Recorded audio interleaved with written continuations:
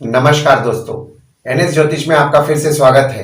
आज हम बात करेंगे मीन लग्न यानी कि पिशीस एसेंडेंट का सितंबर 2023 का महीना कैसा रहेगा। आइए चलिए देखते हैं। इस भाव को लग्न भाव कहते हैं। अगर इस भाव पे 12 नंबर लिखा हुआ है तो ये मीन लग्न वाले जातकों की पत्रिका है।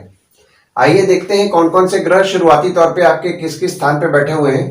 तो चंद्रमा आपके लग्न पे बैठे हुए हैं, गुरु राहु आपके दूसरे भाव में बैठे हुए हैं, शुक्र आपके 5वें भाव पे बैठे हुए हैं, सूर्य बुध आपके 6वें भाव पे बैठे हुए हैं, मंगल आपके 7वें भाव पे बैठे हुए हैं, केतु आपके 8वें भाव पे बैठे हुए हैं और शनि आपके 12वें भाव में बैठे हुए हैं।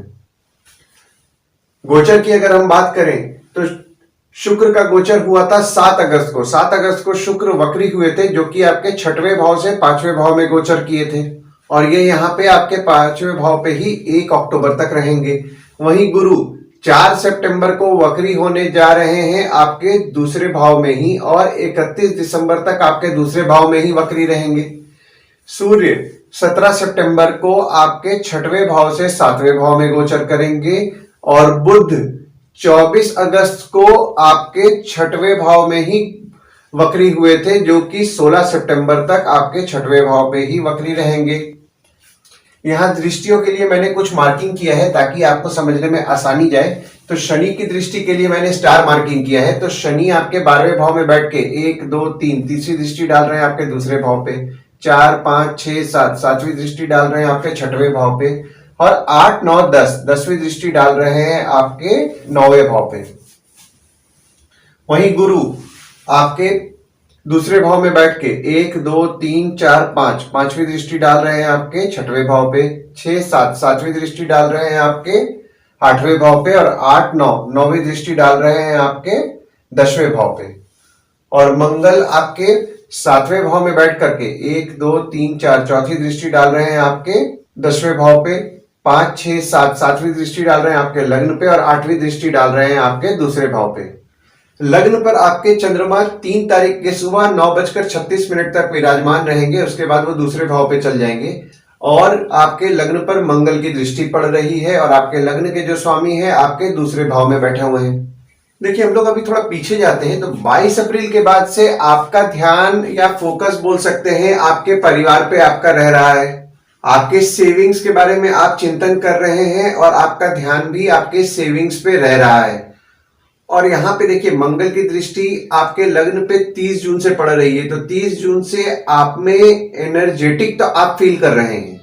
वहीं दूसरी ओर आपका क्रोध भी बढ़ा हुआ होगा और आपको गुस्सा ज्यादा आ रहा होगा। पर देखिए, आपको यहाँ पे अभी अपने क्रोध या फिर गुस्सा जो होता है उस पर आपको नियंत्रण रखना है और आपका आपके स्पाउस के साथ भी थोड़ा बहुत झगड़ा हो रहा होगा। देखिए, यहाँ पे जो नंबर्स ऊपर में लिखे हुए हैं ना, ये चंद्रमा के गोचर का लिखा हुआ है। तो 1 2 29 30 को चंद्रमा आपके लग्न पे रहेंगे, 3 4 5 को आपके दूसरे भाव में रहेंगे, 6 7 को आपके तीसरे भाव पे रहेंगे।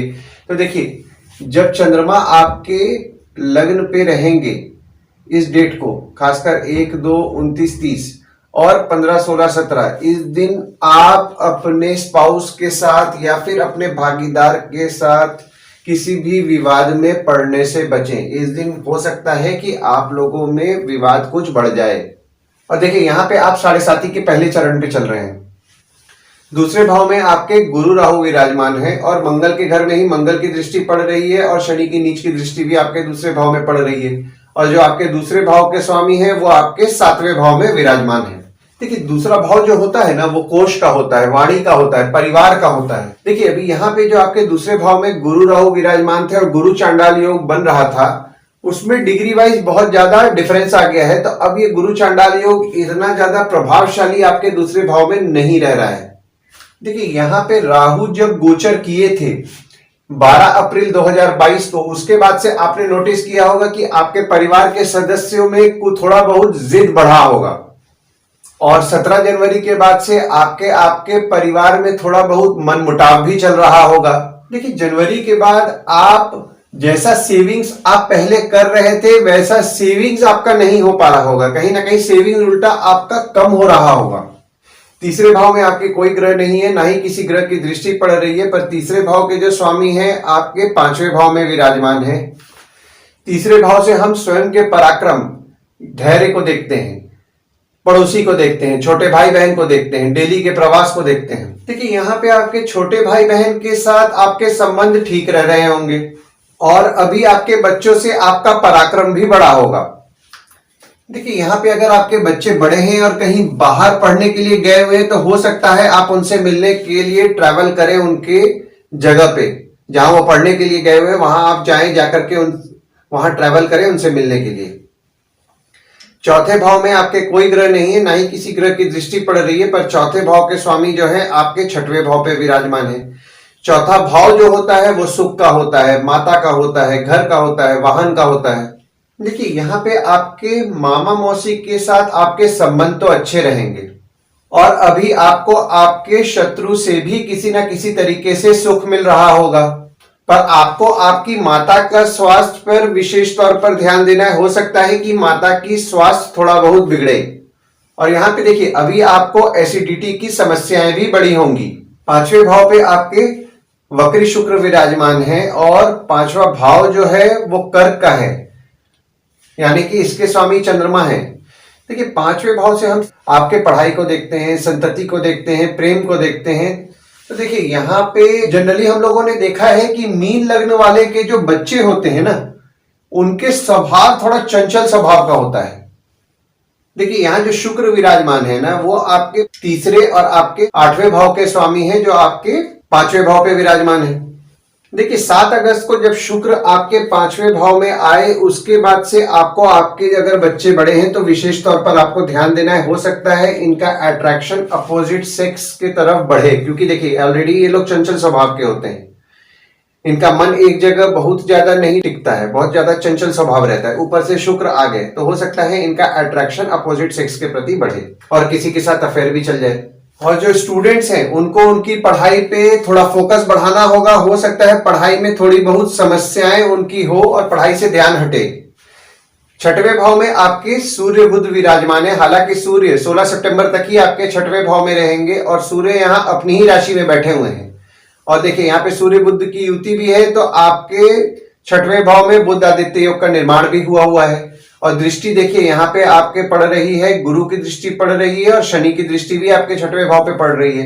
देखिए यहाँ पे सूर्य चूंकि अपने राशि में बैठे हुए हैं तो आपके 16 सितंबर तक, इनफैक्ट पिछले महीने 17 अगस्त से इस महीने के 16 सितंबर तक आपके पत्रिका में विपरीत राजयोग सूर्य से बन रहा है। देखिए यहाँ पे जो बुध विराजमान है वो आपके चौथे और आपके सातवें भाव के स्वामी है, जो आपके छठवें भाव पे बैठे हुए हैं। तो देखिए यहाँ पे जो बुध आदित्य योग बन रहा है वो उतना अच्छा रिजल्ट आपको नहीं देगा। देखिए छठवां भाव जो होता है ना, वो रोग का होता है, ऋण का होता है, मामा मौसी का होता है, शत्रु का होता है। देखिए जैसा कि मैंने आपको पहले भी बताया, शत्रु से आपको सुख की प्राप्ति तो होगी, पर शत्रु के वजह से थोड़ा बहुत समस्याएं भी बढ़ सकती हैं। पर आप इस परिस्थिति में भी अपने सूझबूझ से अच्छी तरह से निकल जाएंगे। यहाँ पे आप अपने शत्रु या कॉम्पिटिटर का, खासकर 17 अगस्त से 16 सितंबर के बीच में आप नाश भी करेंगे, लेकिन उसमें आपका कुछ खर्च हो रहा होगा। यहाँ पे आपका स्पाउस भी आपके शत्रु का नाश करने में आपका मदद करेंगे। देखिए जो यहाँ पे 50 प्लस है ना, उन लोग अपने तबीयत का थोड़ा ज्यादा ध्यान दें। हो सकता है उनको कुछ सूर्य संबंधित बीमारियां हो जाएं, तो अपना रेगुलर चेकअप रेगुलर बेसिस पे आप कराएं। वहीं आपके सातवें भाव में सूर्य 17 सितंबर को गोचर करेंगे और मंगल पूरे महीने विराजमान है। और यहाँ जो मंगल हैं आपके दूसरे और आपके नवम भाव के स्वामी हैं, जो आपके सप्तम भाव में विराजमान है। देखिए सातवां भाव जो होता है वो स्पाउस का होता है, भागीदार का होता है। देखिए यहाँ पे अगर आप अपने मामा मौसी के साथ कोई काम शुरू करना चाहते हैं तो इसके लिए ये समय अच्छा है। नानी परिवार का अगर आपको कोई मदद लेना है किसी काम में तो ये समय आपके लिए फेवरेबल रहने वाला है। पर देखिए जैसा कि मैंने आपको पहले भी बताया कि मंगल आपके भागीदार के घर पे है, तो भागीदार थोड़ा तो क्रोध, अभी एग्रेसिव भागीदार या स्पाउस जो होते हैं वो थोड़ा बहुत नेचर वाइज अभी एग्रेसिव होंगे और आपका उनसे झगड़ा भी हो सकता है। तो आपको आपके क्रोध पे नियंत्रण रखना है। खासकर 15 से 17 तारीख तक जब चंद्रमा आपके सातवें भाव में आएंगे, देखिए बुध के घर में आएंगे ना, तो जब बुध के घर में आएंगे तो बुध चंद्रमा को अपना शत्रु समझता है। तो हो सकता है कि उनके वाणी पे वो कंट्रोल ना रखे, आपके स्पाउस या फिर आपके जो भागीदार हैं, और आपका थोड़ा बहुत मनमुटाव हो जाए, झगड़ा हो जाए। तो आप इस डेट्स को खासकर बचिए, जैसा कि मैंने आपको पहले बताया ना, 1, 2, 29, 30, 15, 16, 17, क्योंकि यहाँ पे जब आएंगे चंद्रमा तो आपके सातवें भाव को देखेंगे, तो सातवें भाव को देखेंगे तो यहाँ पे बुध के घर को देखेंगे, तो हो सकता है थोड़ा बहुत विचलित महसूस करे आपके स्पाउस या भागीदार। और 15, 16, 17 को तो खुद ही यहाँ पे चंद्रमा आ रहे हैं, तो बुध के घर में आ रहे हैं, तो भी थोड़ा बहुत हो सकता है कि वो थोड़ा बहुत आप अनकंफर्टेबल फील होए और कुछ ऐसा बोल दे जिससे कि आप लोगों का झगड़ा बढ़ जाए, तो इस डेट को आप अवॉइड कीजिए। और यहाँ पे देखिए 18 अगस्त के बाद वैसे भी आपका आपके स्पाउस और भागीदार के साथ थोड़ा बहुत झगड़ा बढ़ रहा होगा, पर वहीं दूसरी ओर आपके देखिए आपके जो नवम भाव के स्वामी क्योंकि आपके सप्तम भाव में है, तो आपके स्पाउस या आपके भागीदार से आपका भाग्य अच्छा चलने वाला है। अष्टम भाव में आपके केतु विराजमान है और अष्टम भाव पे गुरु की दृष्टि पड़ रही है, और अष्टम भाव के जो स्वामी हैं आपके पंचम भाव में बैठे हुए हैं। देखिए यहाँ पर अगर आप बाहर खा रहे हैं तो थोड़ा ठीक ठाक जगह पे खाइए, वरना हो सकता है थोड़ा बहुत फूड पॉइजनिंग की समस्याएं उत्पन्न हो या फिर बवासीर की समस्याएं आपको थोड़ी बहुत परेशानी क्रिएट करे। तो बाहर खाना थोड़ा अवॉइड कीजिए, थोड़ा हाइजीन जगह पे खाइए ताकि आपको ये सब समस्याओं से आप बचें। और जैसा कि मैंने आपको पहले भी बताया कि बच्चों के पढ़ाई पे विशेष तौर पर आप ध्यान दें, और बच्चों की थोड़ी बहुत जो तबियत भी थोड़ी बहुत आगे पीछे बिगड़ सकती है, थोड़ा बहुत बिगड़ने का चांसेस है, तो आप थोड़ा सा बच्चों की तबियत पे भी थोड़ा ध्यान दें। नवम भाव में आपके कोई ग्रह नहीं है, पर वक्री शनि की दृष्टि आपके नवम भाव में पड़ रही है, और नवम भाव के स्वामी जैसा कि मैंने आपको पहले ही बताया आपके सातवें भाव में बैठे हुए हैं। देखिए यहाँ पे जब जनवरी से जब आपकी दृष्टि जब आपके नवम भाव पे पड़ने लगी तो आपका लक फैक्टर जो है कुछ कम आपका साथ दे रहा था, पर 17 जून के बाद जब शनि वक्री हुए उसके बाद से आपका लक फैक्टर कुछ सुधरा है। और जैसा कि मैंने आपको पहले भी बताया है कि आपके भागीदार या फिर आपका जो स्पाउस होता है उसके द्वारा आपका भाग्य अच्छा साथ देगा भी। दशम भाव में भी आपके कोई ग्रह नहीं है, पर यहाँ पे गुरु के घर में ही गुरु की दृष्टि पड़ रही है और मंगल की दृष्टि आपके दशम भाव में पड़ रही है, और दशम भाव के स्वामी आपके दूसरे भाव में भी विराजमान है। देखिए दशम भाव जो होता है पिता का होता है, बॉस का होता है, ऑफिस का होता है, काम का होता है। देखिए यहाँ पे आपके 22 अप्रैल के बाद क्योंकि आपके दशम भाव के स्वामी आपके दूसरे भाव में गए थे, तो आपके काम से आपके धन की वृद्धि होनी चाहिए थी, हुई भी। आपके काम से आपके धन की वृद्धि हुई भी है, बट यहाँ पे देखिए शनि की दृष्टि भी पड़ रही है, तो आप जिस तरीके से सेविंग्स करना चाह रहे थे उस तरीके से आपका सेविंग्स नहीं हो पा रहा होगा, थोड़ा बहुत आपका सेविंग्स उल्टा बीच बीच में खर्च भी हो जा रहा होगा। देखिए यहाँ पे आपको आपके पिता से कोई ना कोई प्रॉपर्टी मिलने की संभावनाएं दिख रही हैं, कोई प्रॉपर्टी आपको आपके पिता से मिलेगी। अगर आप कोई फैमिली बिजनेस कर रहे हैं तो ये आपके लिए अच्छा समय रहेगा, आपको फैमिली बिजनेस में आपको अच्छा लाभ भी होगा।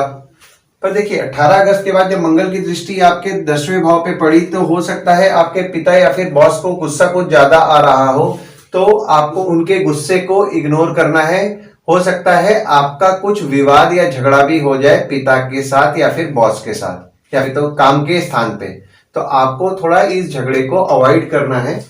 11वें भाव में भी आपके कोई ग्रह नहीं है, पर यहाँ पे वक्री शुक्र की दृष्टि पूरे महीना आपके 11वें भाव में पड़ रही है, और 11वें भाव के जो स्वामी हैं आपके 12वें भाव में विराजमान है। देखिए यहाँ पे थोड़ा पीछे हम लोग जाते हैं, तो 17 जनवरी 2023 को जब आपके 11वें भाव से शनि आपके 12वें भाव में गए थे, उसके बाद से आप जितना भी आप कमा रहे हैं लगभग आपका उतना ही खर्चा हो जा रहा है। पर यहाँ पे 17 जून के बाद जब शनि वक्री हुए थे उसके बाद आपको आपके जो सेविंग्स या फिर आपका जो खर्च था उसमें आपको कुछ डिफरेंस देखने को मिल रहा होगा। अभी आपके दोस्तों पर भी आपका खर्च बढ़ रहा होगा। देखिए यहाँ पे जो लोग विदेश संबंधित काम कर रहे हैं, जैसे कि आईटी का काम हो गया या फिर इंपोर्ट एक्सपोर्ट का काम हो गया, ऑफशोर जैसे कोई बिजनेस लाते हैं ना, हम लोग प्रोजेक्ट्स उठाते हैं फॉरेन से, उनको इस समय अच्छा फायदा हो रहा होगा, उनको अच्छा लाभ हो रहा होगा। 12वें भाव में आपके वक्री शनि विराजमान है। हालांकि यहाँ पे देखिए शनि अपने ही राशि में बैठ करके विपरीत राजयोग का निर्माण कर रहे हैं। एक तरफ देखिए यहाँ से सूर्य से विपरीत राजयोग है, एक तरफ शनि से विपरीत राजयोग है। देखिए यहाँ पे सूर्य की दृष्टि पड़ रही है 16 सितंबर तक, और बुध की दृष्टि तो पूरे महीना ही आपके 12वें भाव पे पड़ रही है। देखिए 12वां भाव जो होता है खर्च का होता है, हॉस्पिटल का होता है, जेल का होता है, फॉरेन का होता है। तो यहाँ पे आप अपने पैसे के दम पे सब कुछ हासिल करेंगे, जिस कारण से भी आप अभी खर्च करेंगे उससे आपको फल जरूर मिलने वाला है। देखिए यहाँ पे आपके आरोग्य के लिए आपका खर्च होगा, प्रदेश के लिए आपका खर्च होगा, देखिए यहाँ पे 17 जनवरी के बाद हो सकता है कि आपके पांव में जो दर्द, तलवे जो होते हैं ना, तलवे में दर्द की समस्याएं आपकी बढ़ी हो 17 जनवरी के बाद। आइए गुड डेट्स और बैड डेट्स के बारे में जान लेते हैं। तो गुड डेट्स वो डेट्स हैं जिस दिन अगर आप कोई नया काम शुरू करना चाहते हैं तो कर सकते हैं। कोई कंपनी के साथ अगर आपका एग्रीमेंट हो रहा है तो आप कर सकते हैं। अगर आपका कहीं ज्वाइनिंग है तो आप कर सकते हैं। अगर आप कहीं बाहर जाने का प्लान कर रहे हैं तो आप इस डेट को कंसीडर कीजिए, आपके लिए अच्छा रहेगा। तो डेट्स हो जाते हैं 6 से 12 तारीख, 20 से 22 तारीख, 23 से 26 तारीख। वहीं बैड डेट्स में अगर आप कहीं बाहर जाने का प्लान कर रहे हैं तो अवॉइड कीजिए।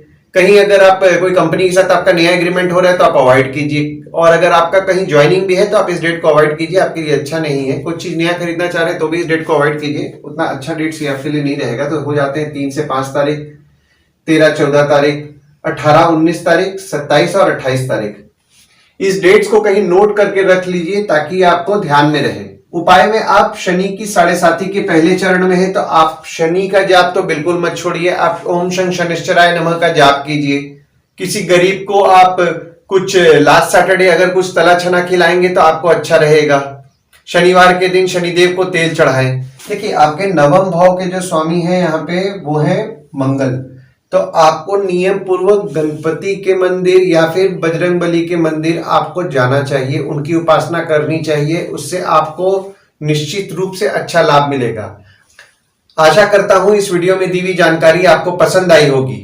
अगर आप हमें YouTube पे देख रहे हैं और ये वीडियो आपको पसंद आया हो तो इस वीडियो को लाइक करें, चैनल को सब्सक्राइब करें और नोटिफिकेशन बेल जरूर दबाएं। और अगर आप हमें फेसबुक पे देख रहे हैं तो फेसबुक पेज को लाइक करें और इस वीडियो को लाइक करें और पेज को फॉलो करना ना भूलें। धन्यवाद दोस्तों, फिर मिलेंगे एक नए वीडियो के साथ।